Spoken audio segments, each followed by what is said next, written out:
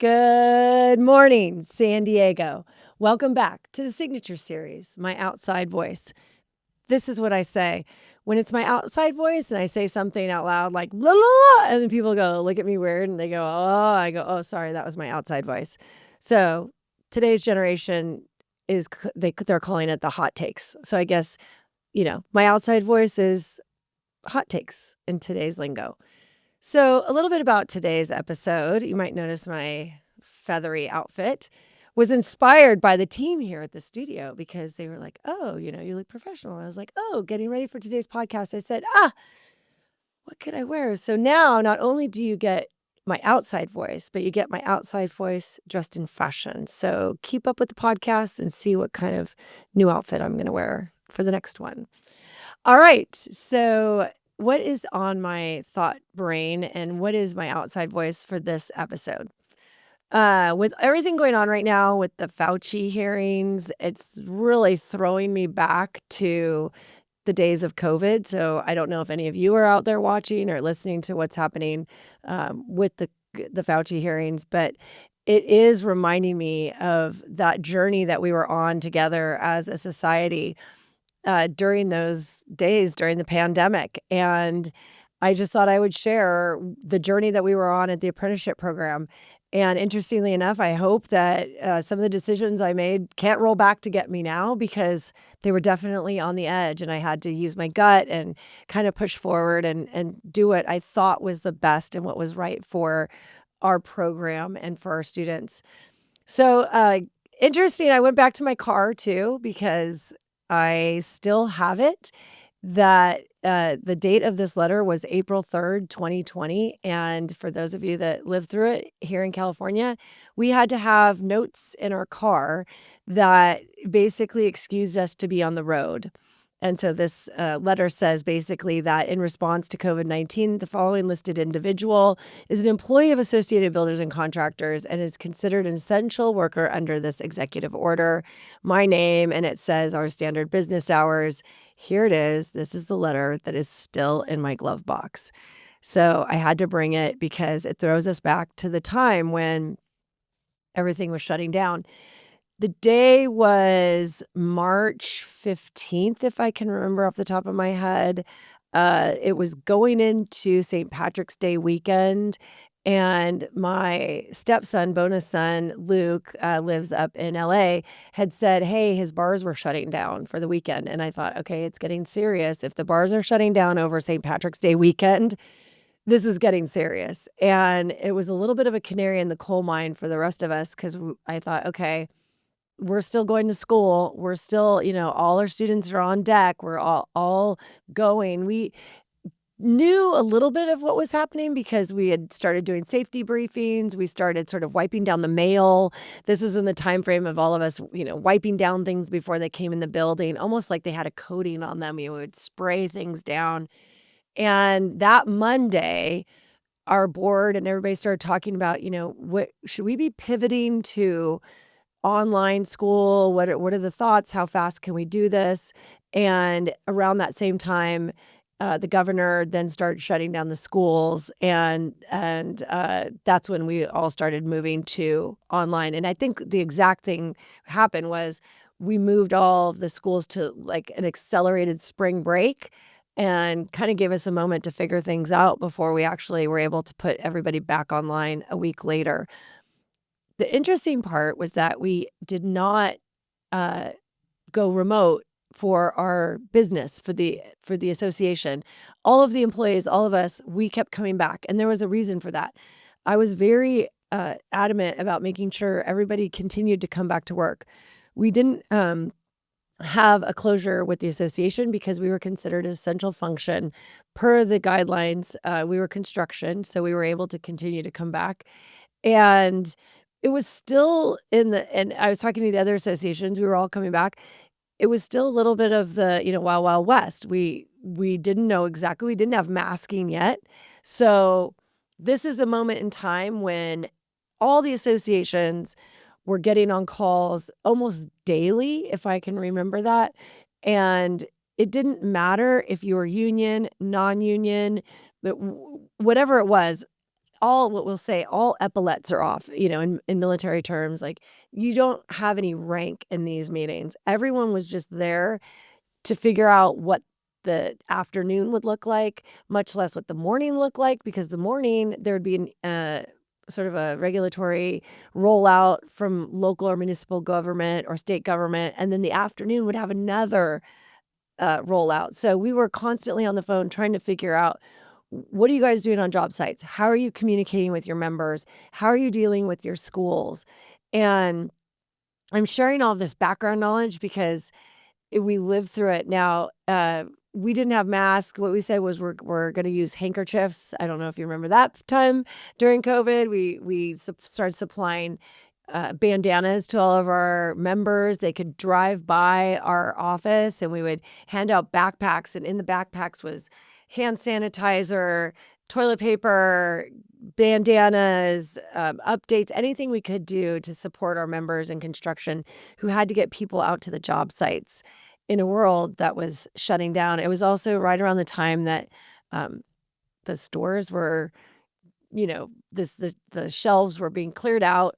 Toilet paper rolls were going like crazy. Costco kept saying, we will continue to stock toilet paper. And yet we, like crazy, it would vanish in a day. So that's the sort of day-to-day where we weren't sure what we were doing. Then as time went on, as we know, we all lived through it, that there were more sort of structures in place. OSHA came out with regulatory recommendations. The vaccination hadn't come out yet, but then we had the masking. We had the masking inside, the masking outside, inside, outside, whatever. Keep in mind, the entire time, construction is still going. Our schools are still going. We have to bring them in for labs because you cannot have students out on job sites and be unsafe and not familiar with what they were doing. So in order to have lab, we had the temperature. We had the, people at the gate temp swabbing. We had hired special tool sanitizers. And it was so funny because I was like, okay, whenever they touch a tool, we have to have, it was like a helper would come along and wash their tools for them, and then they would get their tools back. We had these stationed all over the lab because we could only have a certain amount of people. We had big tents in the back of our parking lot, and we had called the Poway mayor and said, sir, Steve Voss, hey, these tents are not party tents. We are running our labs. They're outside. Nobody's close. We're 6 feet apart. We're sanitizing tools. We're taking temperature. We're taking tests every time we, have a symptom. He's like, construction's essential. Carry on, my friend. So we carried on. Here's where it started getting very interesting and why these hearings are really fascinating to me. There came a point in time when we were either required to vaccinate everybody, or everybody was masking, or, everybody had to go home. And I would make some decisions to say, no, we're not going to require the vaccine, and we're going to mask when appropriate, and we're not shutting down. And I will tell you, there were times where my heart was pounding in my chest because I thought, I hope I'm making the right decision. I hope I'm making the right decision. But I was making sure, first and foremost, everyone was safe. And our safety measures were the top. We were extraordinarily safe. And I wanted to make sure I honored some choices by the apprentices on whether or not they wanted to vaccinate or not. And I really believe strongly that for people that had been through the program after 4 years, where they said, if you make me get the vaccination, I'm going to quit. I was like, you're not quitting. You put too much into your profession. You've put too much into your career. We're not going to require you to vaccinate. We're going to get through this. And I would look at the numbers, and I would look at, we'd run numbers every single day, how many people were coming down with the symptoms, how many people were out versus how many students. And we would look at percentages, and the percentages were extraordinarily low. And so what I was seeing from a County of San Diego standpoint, because they would also produce their numbers daily. I was on a phone call daily with the county. We were seeing very low numbers. And so I really felt confident that the decisions that we were making were safe. We were taking consideration the human, the student, the population, the school, and everything else. And we were okay to continue moving forward as we were doing so. And so here we go, fast forward. It was years. I think it was 18 months to 2 years where we're nearly shut down. But we started reopening again. And I think there was a moment in time, I heard it on the news last night, that we were shut down, opened, and then shut down again. So we went through all of those, consistently keeping our program open, consistently keeping it where it was a choice for vaccinations. And when we had graduation, I want to say in 2021, no, we continued to have graduations, I should say. We did the drive-through graduations that a lot of high schools did. We did it in our back parking lot where, we stood on a stage and we had them drive their cars by, and we tried to make the most of what was a very difficult situation. However, when we actually had our graduation in person with the, first full back to a reception or a crowded room graduation, I had a student come up to me and say, thank goodness for you and keeping the road, staying on the road, because had we required certain things or had we shut down, his life would have taken a very different turn. And he said, because of you, we were able to get through it, and I was able to graduate, and here I am, carrying on with my life, and I didn't have to start the program over again. And it wasn't me, so I want to make sure it wasn't me. It was a team.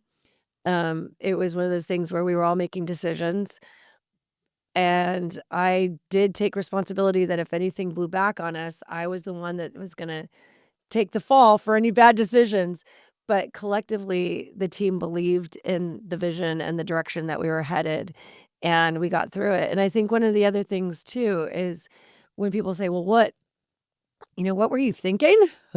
It was tough. I will say, there was a lot of times where people were dealing with a lot of struggles mentally because they were at home a lot, isolated.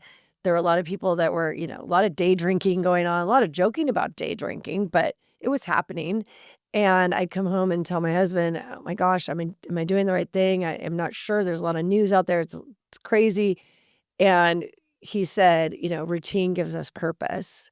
And I will never forget that. And so every day I'd get up and I'd get to the office early, and everybody would come into the office, and we kept our distances and we had all the appropriate things, but routine gave us purpose. And our team did so well through that multi-year pandemic where I would say others struggled greatly because they were isolated and they didn't have the camaraderie, they didn't have the teamwork, they didn't have, all the things that were happening. And so, listening to the Fauci hearings and some of the discussions that are happening, it throws me back to that moment in time where you just are hoping you're making the right decisions and you're believing in people and we're all going through it together.